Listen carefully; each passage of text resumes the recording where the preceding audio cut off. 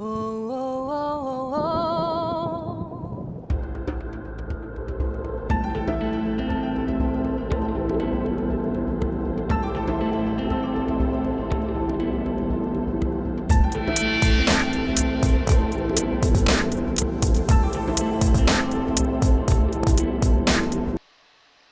Bonjour à tous et bienvenue dans ces études du livre de la Genèse.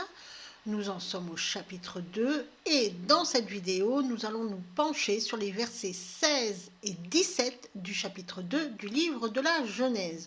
Le chapitre 2 du livre de la Genèse est la suite directe du chapitre 1 et notamment les premiers versets qui relatent le 7e jour de la création ainsi que le séjour de l'homme au jardin d'Éden et la formation de sa compagne.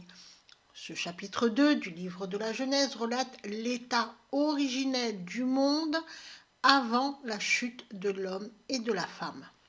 Nous avions vu lors des 2 précédentes études que le jardin d'Éden était un lieu géographique délimité et spirituellement il représente l'état d'esprit du juste. Au milieu du jardin d'Éden trône l'arbre de vie qui est Jésus-Christ pour la vie du corps et la vie de l'esprit. Dans cette étude, nous verrons ce que représente véritablement et spirituellement l'arbre de la connaissance du bien et du mal et pourquoi Dieu dit à l'Adam, l'être humain qu'il vient de créer, de former, de ne pas manger de son fruit. Rappelons que le but de ces études est de donner le sens le plus proche possible du texte du livre de la Genèse, donc de la parole de Dieu. Dans ces études, nous nous attarderons essentiellement sur les mots hébreux dont le sens n'a pas été correctement restitué ou parfois même inversé par les traductions françaises qui sont à notre disposition afin de pouvoir donner le sens véritable du texte sans le prisme d'une doctrine ou d'une idéologie religieuse. Il est fortement recommandé de lire ou d'écouter les études précédentes car de nombreuses notions déjà expliquées vont être reprises dans cette étude. Rappelons que Dieu s'adresse à tous par des termes simples et que chacun peut comprendre ce que Dieu dit. Rappelons aussi que pour comprendre où l'on va, il faut connaître d'où l'on vient, d'où l'intérêt de ces études. Commençons par lire les versets qui nous intéressent, les versets 16 et 17 du livre de la Genèse, le chapitre 2. L'Éternel Dieu donna cet ordre à l'homme. Tu pourras manger de tous les arbres du jardin, mais tu ne mangeras pas de l'arbre de la connaissance du bien et du mal, car le jour où tu en mangeras, tu mourras.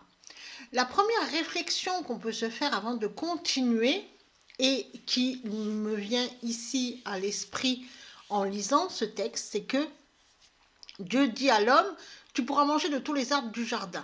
Alors, il est évident qu'il ne va pas manger les arbres, donc le tronc, les feuilles, etc. C'est sous-entendu, et ce n'est pas dit dans les traductions, mais on le comprend aisément, que l'homme pourra manger de tous les fruits des arbres du jardin. Et donc, quand il est fait mention de l'arbre de la connaissance du bien et du mal, tu ne mangeras pas de l'arbre de la connaissance. Donc là aussi, c'est le fruit de l'arbre de la connaissance du bien et du mal. C'est sous-entendu. Les versets 16 et 17 du chapitre 2 du livre de la Genèse parlent de la défense de Dieu de manger donc du fruit de l'arbre de la connaissance du bien et du mal. Que représente cet arbre? Pourquoi Dieu donne-t-il cet ordre à l'Adam, l'être humain? Si l'être humain mange du fruit de la connaissance du bien et du mal, alors il meurt. Qu'est-ce que cela signifie? Est-ce véritablement un ordre que Dieu donne à l'être humain? Certains commentateurs grands opposants de Dieu ont émis l'idée que Dieu, à cause de cet ordre, veut empêcher l'émancipation et le développement de l'homme en lui refusant la connaissance qui lui permettrait de s'élever spirituellement. Et pire encore, parce que Dieu met l'arbre dans le jardin d'Éden. Et donc, il lui montre la connaissance, il lui fait montrer, mais non, tu ne vas pas y toucher. Donc, en fait, Ces gens disent que Dieu ne veut pas que l'homme obtienne cette connaissance. Il lui fait miroiter, mais il ne veut pas que l'homme obtienne cette connaissance. C'est pourquoi Satan a fait en sorte de libérer l'être humain de l'emprise de Dieu en lui donnant accès à la connaissance du bien et du mal afin que l'homme puisse s'élever au rang de divinité. Ces gens-là, grands opposants de Dieu, je le répète, ont fait de Satan un bienfaiteur de l'humanité et de Dieu un Dieu tyrannique et dictateur. Voilà ce qu'ils disent. Et l'on verra que Dieu ne donne pas un ordre à l'être humain. Il lui donne une responsabilité. Comme il a donné la responsabilité de veiller sur le jardin d'Éden. Donner une responsabilité à quelqu'un, c'est considérer que la personne est capable de réflexion, est capable de faire des choix. Et donc, on n'est pas sous le coup d'une dictature, puisque Dieu donne à l'homme l'intelligence nécessaire pour réfléchir à ses actes, donc pour être responsable. Dieu veut l'homme responsable et libre. C'est pour ça qu'il lui a donné le libre arbitre. Notons aussi que cet arbre de la connaissance du bien et du mal se trouve dans le jardin d'Éden, quelque part dans le jardin. On est bien d'accord. Sa position exacte n'est pas précisée. Au contraire de l'arbre de vie au pluriel qui est au milieu du jardin. Ça, c'est précisé.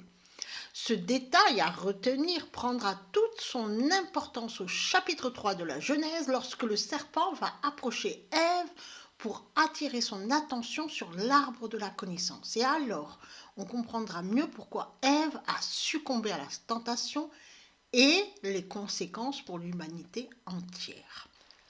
Relisons le verset 16. L'Éternel Dieu donna cet ordre à l'homme. Tu pourras manger de tous les arbres du jardin.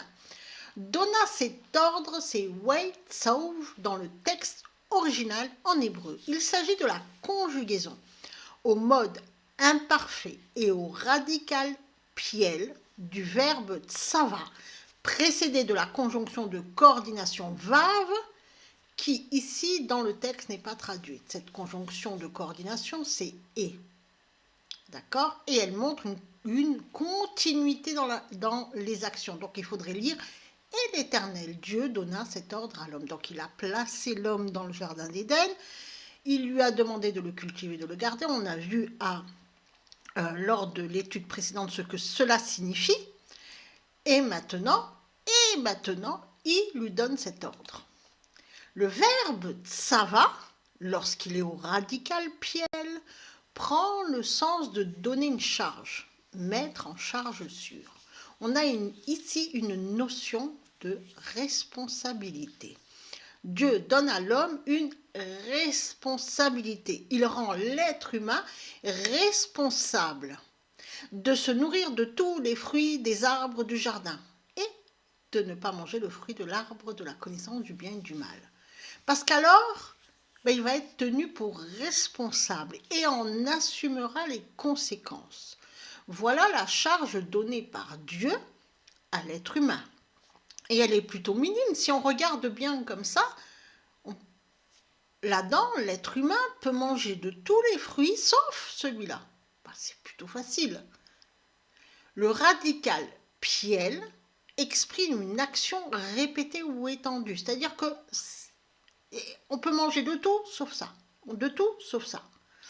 Et l'utilisation, alors c'est comme une recommandation puisque c'est une responsabilité que Dieu donne. Donc Dieu nous recommande, nous donne comme conseil qu'on peut manger tous les fruits de l'arbre du jardin sauf le fruit de l'arbre de la connaissance. Et l'utilisation de l'imparfait exprime une action répétée et continue dans le temps. Donc on a vraiment quelque chose qui se répète et qui se répète. C'est tout le temps qu'on a cette responsabilité-là. Tout le temps, tout le temps, tout le temps. Il y a ici comme une insistance. Alors on va dire cet ordre divin. Non, c'est pas un ordre divin, c'est plutôt cette responsabilité que Dieu donne à l'homme. Et donc, cette responsabilité, c'est plutôt le conseil divin qui donne une responsabilité à l'homme. Donc, Dieu demande à l'homme de jouir du jardin, de tout ce qu'il a mis en place pour lui. Donc il lui donne la responsabilité de se nourrir de tout ce qu'il a créé pour lui. Et Dieu donne à l'être humain la responsabilité de ne pas se nourrir du fruit de l'arbre de la connaissance du bien et du mal.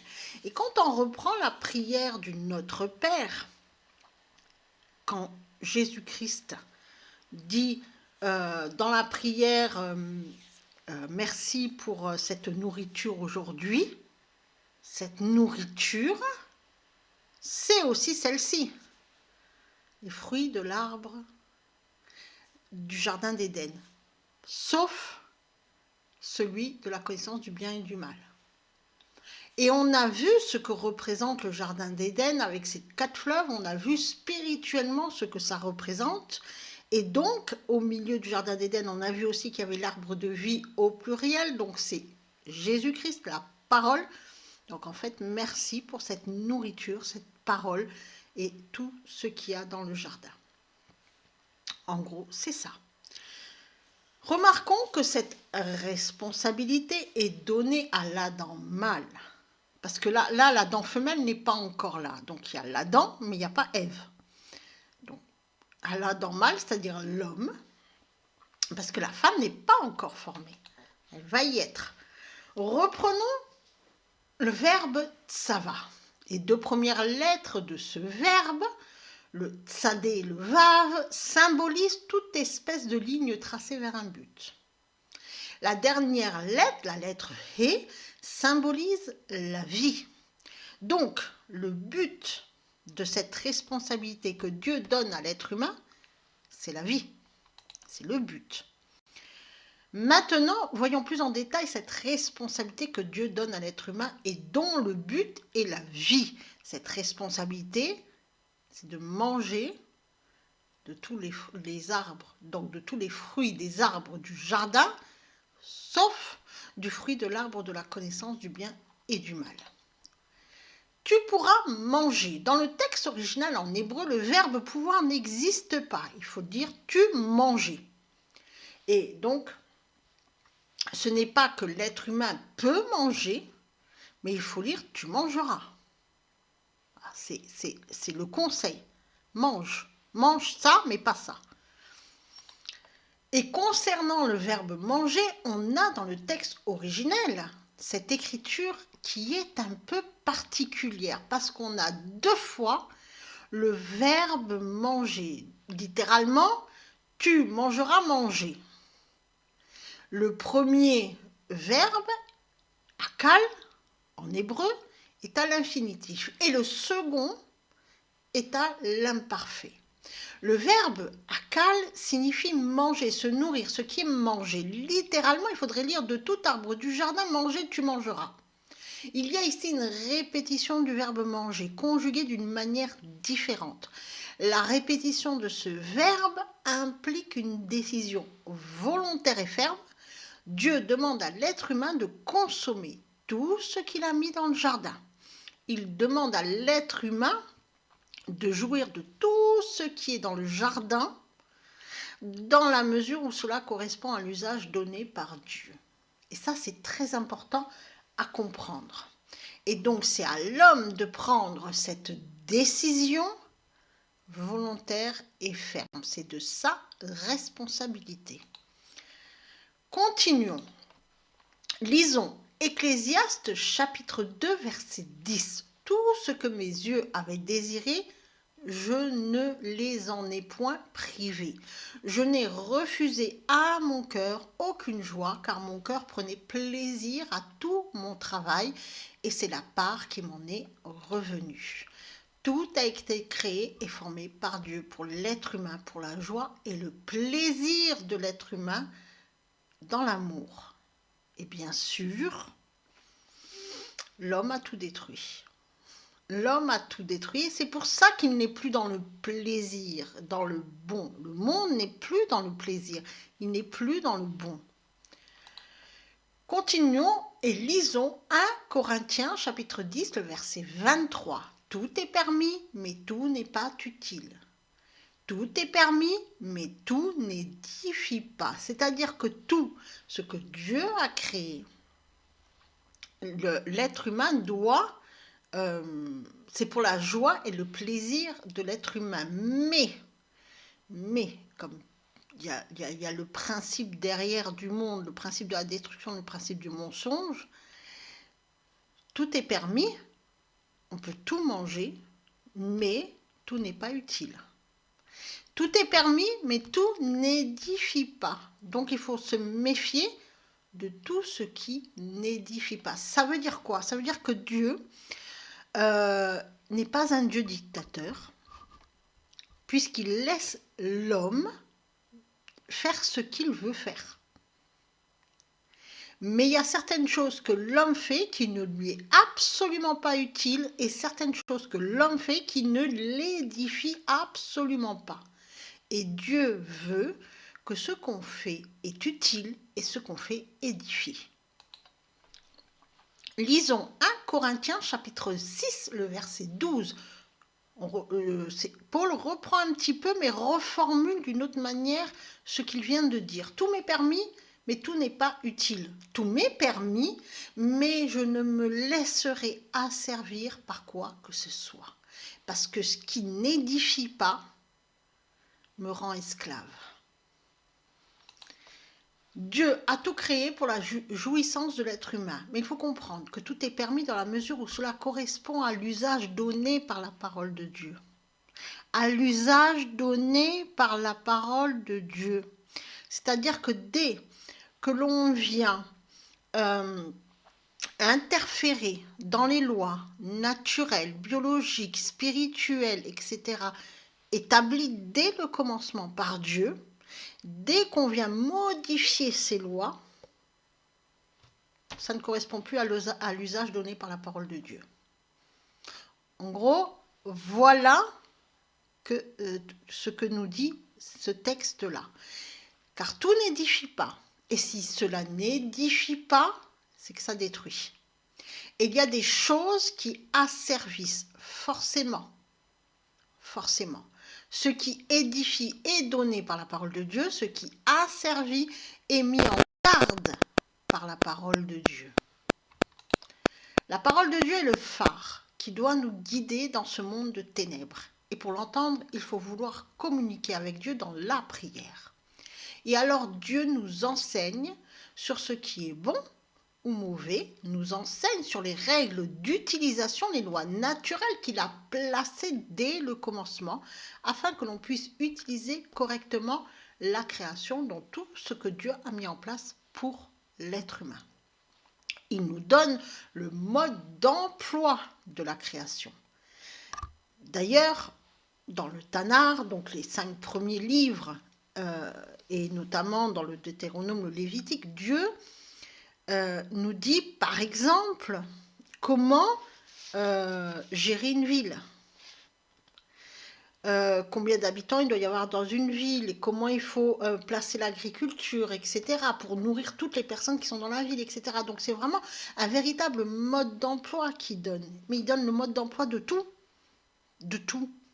puisque c'est lui le créateur, donc il connaît sa création. Donc il nous dit, ben, voici, tout ça est fait pour vous, mais voici comment vous en servir. Voici comment vous en servir de cette création. Et forcément, ben nous, on ne lit pas le mode d'emploi. Et donc on a tout cassé. On a tout cassé et on essaye de tout rafistoler. Mais ça ne marche pas de rafistoler comme ça. Et le mode d'emploi de la création, il nous le donne dans le dialogue, cet échange, et donc dans la lecture aussi de sa parole. Mais dans cet échange, ce dialogue avec Dieu, il nous donne des informations pratiques et de la connaissance qui se fait uniquement dans la foi. Car seule la foi permet d'instaurer un véritable dialogue avec Dieu. Quand on va lire la parole de Dieu, si on n'est pas dans la foi et qu'on ne se dit pas « oui, là, il y a Dieu qui me parle », on ne peut pas comprendre ce que Dieu nous dit. Donc il faut lire tout en ayant la foi. Et pour bâtir une véritable relation avec Dieu, ben, il faut le connaître.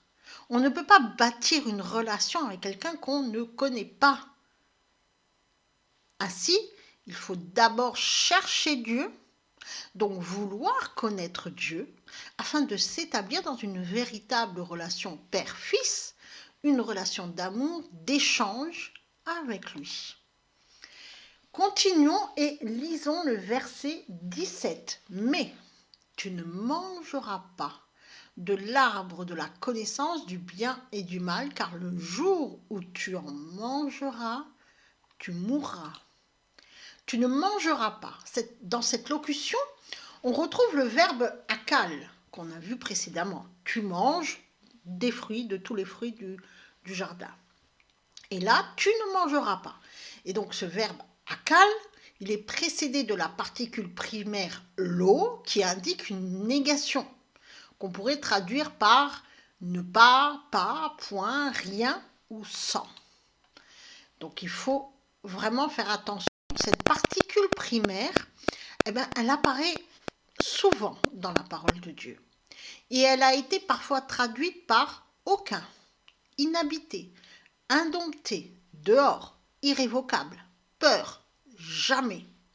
On comprend alors que cette négation véhicule quelque chose de fort, quelque chose qui nous fait penser qu'il y a une perte totale, à la peur, à être dehors du jardin. C'est ce qui va se passer. Tout est spirituel. Adam, le premier être humain, avec sa compagne Ève, que lui-même va nommer Ève. Donc l'être humain homme et l'être humain femme, parce qu'ils auront goûté le fruit de l'arbre de la connaissance du bien et du mal, vont être mis dehors du jardin. Eux, c'est physiquement qu'ils vont le vivre. Nous, à chaque fois qu'on prend ce fruit-là, on est mis dehors du jardin. On se met tout seul d'ailleurs dehors du jardin. C'est spirituellement maintenant, nous. Dieu nous montre. Il nous a montré ce qui se passait pour Adam et Ève physiquement, mais aussi spirituellement, et nous, on le vit spirituellement. Et c'est aussi quelque chose qui rend l'homme indompté, donc insensé. Celui qui est insensé, c'est, dans la parole de Dieu, c'est celui qui n'est pas dans son bon sens. Et, c'est-à-dire irrévocable. C'est-à-dire que là, on peut dire c'est sans appel. Si on commence à manger, et surtout à se goinfrer de ce fruit, de l'arbre de la connaissance du bien et du mal, c'est irrévocable. C'est-à-dire qu'on va être jeté dehors, ou on se jette tout seul dehors, finalement, bon, sans possibilité de revenir. C'est irrévocable. À un moment donné, c'est fini. Pourquoi ? Parce que ça fait penser à cette parole de Jésus-Christ que l'on peut lire en Matthieu, chapitre 12, le verset 31. Et c'est Jésus-Christ qui parle. C'est pourquoi je vous dis, tout péché et tout blasphème sera pardonné aux hommes, mais le blasphème contre l'Esprit ne sera point pardonné. C'est irrévocable. Blasphémer contre l'Esprit ne sera point pardonné. On étudiera cette parole dans les études de l'évangile de Matthieu et on comprendra ce que c'est que le blasphème contre l'esprit. Ce n'est pas le propos de cette vidéo aujourd'hui, mais retenez bien ça, que le fruit de l'arbre de la connaissance du bien et du mal conduit au blasphème contre l'esprit, d'où l'idée de quelque chose d'irrévocable. La connaissance, c'est ada, at, dans le texte original en hébreu. Il s'agit du nom féminin d'hat. Ce mot est très particulier. Sa racine, composée de ces 3 lettres hébraïques, désigne la connaissance, le savoir, le dessein, la réflexion. Or, la réflexion, c'est le nœud qui délimite l'intellect pur, la raison, et les émotions. C'est le moment où l'on réfléchit avant d'agir et donc on dompte nos émotions. Et là, on revient à l'homme indompté, celui qui n'arrive pas à dompter ses émotions. Et donc, on réfléchit et on n'agit pas, finalement, vu qu'on va dompter nos émotions ou nos pulsions, on n'agit pas sur le coup de l'émotion, de l'impulsion des pulsions. Et donc l'indompté, lui, il va agir sur le coup de l'émotion, c'est quelqu'un d'impulsif, il va agir sur la pulsion. Et la connaissance, ce mot très particulier, dans dans sa racine, délimite en fait ce qui est l'intellect pur, les émotions. Or, pour être dans l'intellect, il faut être dans l'esprit. Et pour avoir conscience d'être dans l'esprit, il faut discerner ce qui vient de l'esprit et donc de Dieu et ce qui vient des émotions, des sens, des pulsions. Cette connaissance est donc l'intelligence que Dieu donne à l'homme pour discerner et comprendre ce qui vient de l'esprit et ce qui a un rapport avec le corps. C'est ce qui mène à la sagesse. Voilà la connaissance. Or, il y a une bonne connaissance et il y a une mauvaise connaissance. C'est pour ça que c'est la connaissance du bien et du mal. Nous sommes, on se rappelle, esprit, âme, corps. On a une dimension spirituelle et une dimension physique, matérielle. C'est pour ça qu'on a 2 vies et 2 morts. On le verra plus tard. L'âme fait le trait d'union entre l'esprit et le corps. Et donc, la connaissance, c'est pouvoir comprendre ce trait d'union et percevoir ce qui vient de l'esprit et ce qui vient du corps. Le corps a des besoins qu'il faut combler, nécessairement. Le corps est doté de 9 sens qui nous permettent de vivre sur Terre, de savoir quand il faut se couvrir parce qu'on ressent le froid, quand il faut manger parce qu'on ressent la faim. Donc ça, c'est une bonne connaissance, puisque ça a été mis en place par Dieu. L'esprit, lorsqu'il est guidé par Dieu, gère tout cela sans se laisser déborder par les sens. Dire il a froid, il va se couvrir. Voilà, c'est ça, l'esprit. Ok, j'ai froid, je me couvre. Mais ça, c'est dans le bon, puisqu'on prend soin de nous. Mais, si Dieu ne nous guide pas, alors les sens, excités par l'ego, prennent le dessus sur l'esprit, qui n'arrive plus à s'exprimer, et là, la réflexion n'est plus possible. N'est plus possible.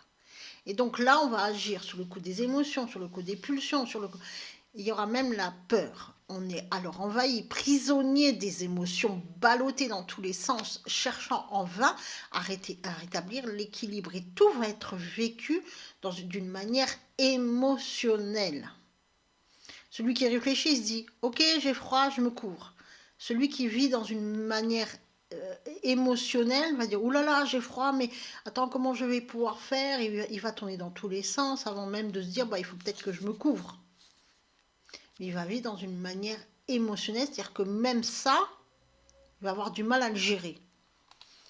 Bien, le bien, donc on a une connaissance qui est bonne, qui est du bien, et une connaissance qui est du mal. Le bien, c'est taoub.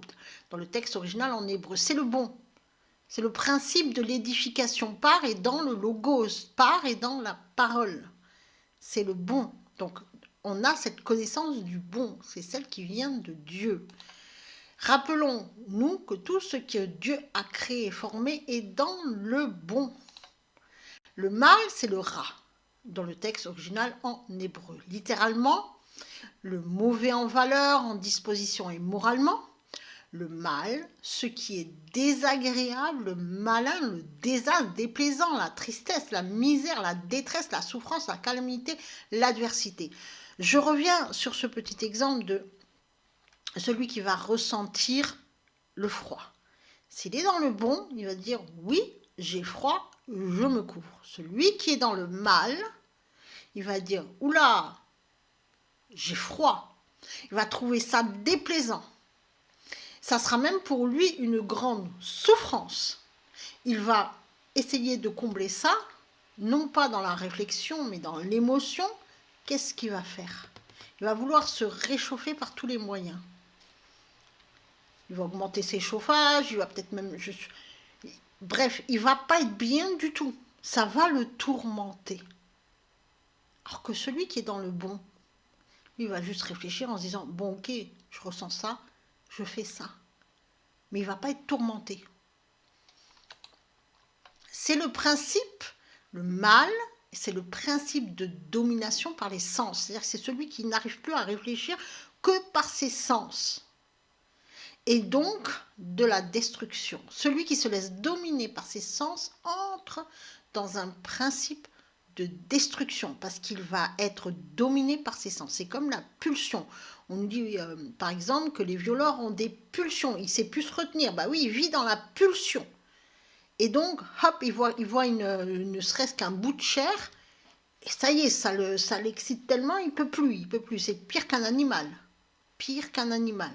Alors que celui qui réfléchit, qui est dans le bon, lui, bien sûr, il va voir le bout de chair, il va se dire, ouais, c'est joli. Mais voilà, il ne va pas se laisser dominer, il ne va pas passer à l'action. Il va rester dans l'intellect, dans la raison. Et donc, il va pouvoir se dominer. Notons et rappelons que Dieu donne à l'être humain la responsabilité de ne pas manger, c'est-à-dire de ne pas vouloir avoir ou chercher cette connaissance du bien et du mal. On verra, hein, parce que la connaissance du bon, c'est celle que Dieu donne, et du mal, d'accord, celle qui nous fait tomber. Car ces fruits, les fruits qu'il porte et qu'il développe, sont des fruits en fait, qui mêlent les deux connaissances. La connaissance du bien et la connaissance du mal. C'est un mélange, de sorte qu'on ne peut plus faire la distinction entre ce qui est bon et ce qui est mauvais. Quand on mélange, par exemple, du bleu et du rouge, on obtient du violet. Mais on ne peut plus faire la distinction entre le bleu et le rouge, entre ce qui vient du bleu et ce qui vient du rouge. Mélangez la parole de Dieu à des doctrines humaines et vous obtiendrez une doctrine qui a l'apparence de la piété, mais qui est pleine de religiosité, de superstition, de fausses croyances et d'idolâtrie. Et donc vous avez mêlé le bon et le mal. Ce mélange, il est à la base de toutes les religions.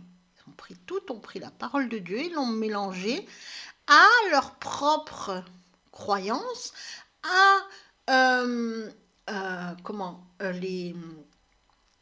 aussi aux traditions, etc., etc. Tout a été mélangé. Ce qui vient du monde et ce qui vient de Dieu, on obtient une espèce de mélasse et on n'arrive plus à savoir qui est quoi. Et ce mélange est la raison pour laquelle il y a toujours une part de bien dans une action destructrice et une part de mauvais dans une bonne action. Ça, c'est pour le monde. Quand tout se mélange, on ne peut plus faire la distinction entre ce qui est bien et ce qui est mal. D'ailleurs, ça, c'est un principe que les médias ont très bien compris. Et c'est pour ça qu'ils mélangent tout. Et que finalement, un jour, ils vont nous parler d'une info et le lendemain, ils vont dire le contraire, afin que tout se mélange dans notre tête et qu'on n'arrive plus à faire la distinction. C'est le même principe. Quand tout se mélange, on ne peut plus faire la distinction entre ce qui est bien et ce qui est mal. Et alors, qu'est-ce qu'on fait ? Que fait celui qui est du monde ? Il va se raccrocher à des idéologies religieuses ou politiques pour se donner en fait une espèce de contenance, une ligne de conduite. Ou alors, qu'est-ce qu'il va faire ? Il va définir lui-même ce qui est bien et ce qui est mal. Il va faire ses propres lois. On a ces deux sortes d'individus. Ceux qui suivent, qui vont suivre une masse, donc une masse de personnes qui vont suivre une religion, une idéologie politique. Ils vont suivre pour essayer d'avoir une espèce de constance, une ligne de conduite. Ou alors, on a celui qui va dire, ok, moi je vais définir moi-même ce qui est bien ou ce qui est mal par rapport à ce que moi je crois, à mes propres croyances.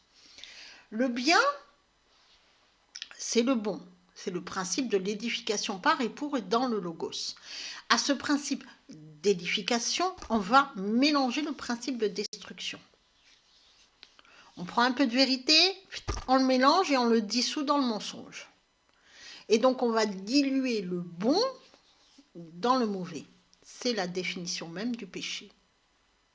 Lorsque chaque individu construit ses propres règles et pour se satisfaire, il va prendre la parole de Dieu pour la diluer dans ses propres principes à lui. Alors, qu'est-ce qu'on fait ? On tombe dans le péché.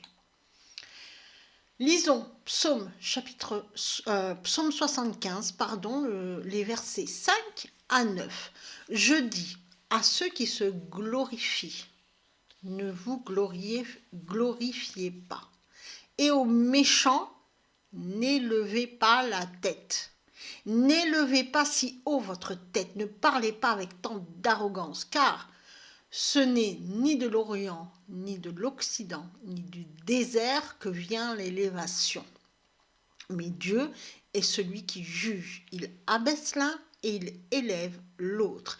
Et il a dans la main de l'Éternel une coupe où fermente un vin plein de mélange. Et il en verse. Tous les méchants de la terre sucent, boivent jusqu'à la lie. Ceux qui sont du monde, les méchants, ceux qui sont dominés par leur sens, donc leur ego, ceux-là se délectent du mélange. Le monde aime le mélange et c'est pour cela qu'il y a tant d'orgueil dans le monde. Car ce qui s'oppose à Dieu, ce n'est pas la haine. Ce qui s'oppose à Dieu, c'est l'orgueil, l'ego de l'homme. Et cet orgueil pousse l'homme à rechercher la connaissance qui vient de l'Orient, de l'Occident, du désert, etc., de partout. Cette connaissance humaine qui vient de partout et qui lui fait croire qu'il peut s'élever à la hauteur de Dieu, alors que la véritable connaissance vient de Dieu et elle demande l'humilité. Lisons Apocalypse chapitre 11, le verset 4. Et quand les 7 tonnerres eurent fait entendre leur voix, j'allais écrire, et j'entendis du ciel une voix qui disait « Scelle ce qu'ont dit les 7 tonnerres et ne l'écris pas. Ce n'est qu'à la fin que Dieu révélera sans mélange la réalité du péché. » Pour le moment, cette réalité est scellée et elle ne sera dévoilée qu'au retour de Jésus-Christ. Lisons Hébreux chapitre 4, les versets 10 à 13. Car celui qui entre dans le repos de Dieu se repose de ses œuvres, comme Dieu s'est reposé des siennes. Efforçons-nous donc d'entrer dans ce repos, afin que personne ne tombe en donnant le même exemple de désobéissance. Car la parole de Dieu est vivante et efficace, plus tranchante qu'une épée quelconque à 2 tranchants, pénétrante jusqu'à partager âme et esprit, jointure et moelle. Elle juge les sentiments et les pensées du cœur. Nulle créature n'est cachée devant lui, mais tout est à nu et à découvert aux yeux de celui à qui nous devons rendre compte. Le repos de Dieu, nous l'avons vu, est spirituellement le jardin d'Éden, délimité par les 4 fleuves et protégé du monde extérieur. Il faut entrer dans ce repos de Dieu et cela ne peut se faire qu'en Jésus-Christ. Il est la porte.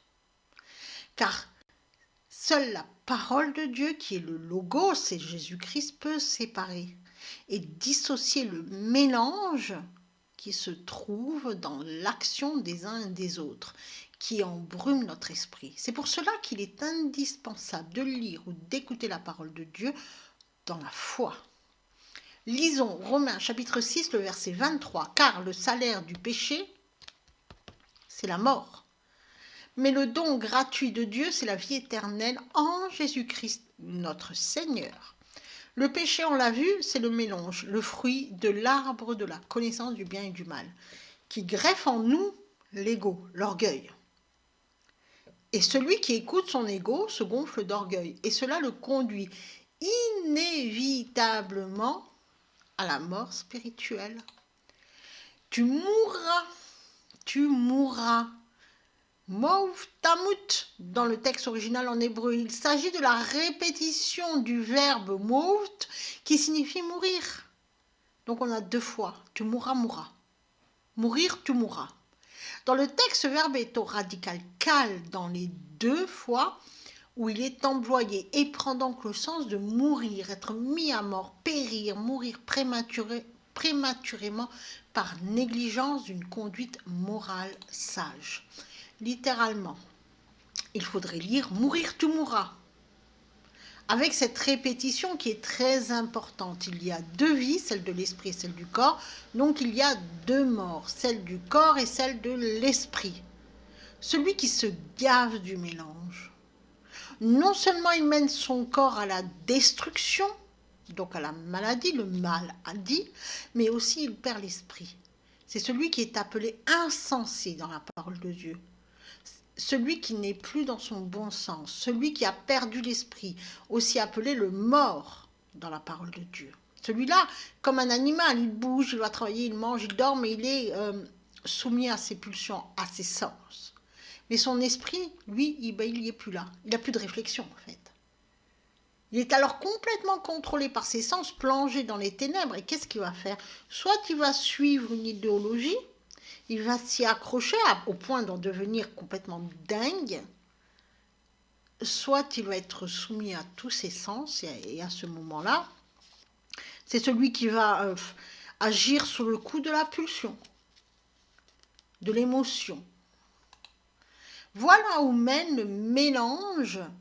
Le mélange mène au péché, et le péché mène à la mort spirituelle.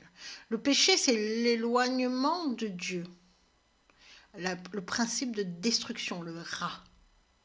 Et cette mort spirituelle va forcément impacter le corps. Forcément. Maintenant que qu'on a fait ce travail, on va lire ces deux versets, le verset 16 et le verset 17, dans une traduction sémantique.